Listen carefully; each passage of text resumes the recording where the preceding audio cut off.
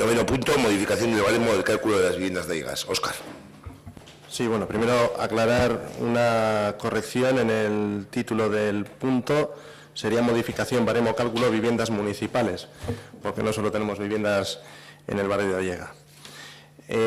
Como comenté en la comisión de la semana pasada, con motivo de empezar a preparar la revisión de los alquileres que se va a iniciar el próximo mes de septiembre, se comprobó que existía un error en el texto que se presentó al Pleno en la sesión del 28 de julio de 2016, en el que se aprobaba el nuevo método de cálculo de los alquileres de las viviendas municipales.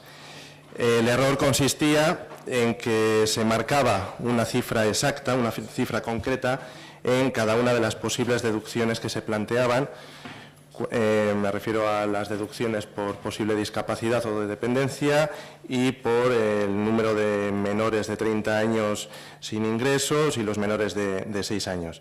Como digo, la intención clara de aquel método de cálculo que se aprobó el año pasado era tomar esas cifras a partir de las marcadas por la Diputación Foral de Vizcaya en la campaña del IRPF que correspondiera al año de la revisión de los alquileres y, sin embargo, en el texto que se aprobó se marcaban ya unas cifras fijas.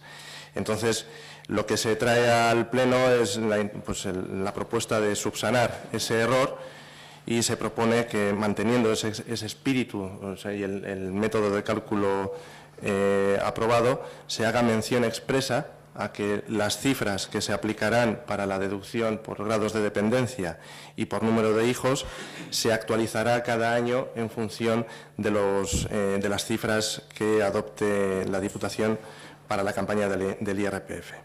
Y se trae a este Pleno para que se pueda entre en vigor la corrección para la revisión que se iniciará en el mes de septiembre. Eskerrik asko, Óscar. Israel.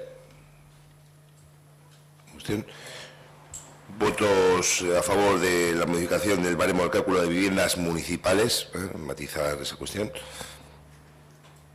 Quedan aprobados.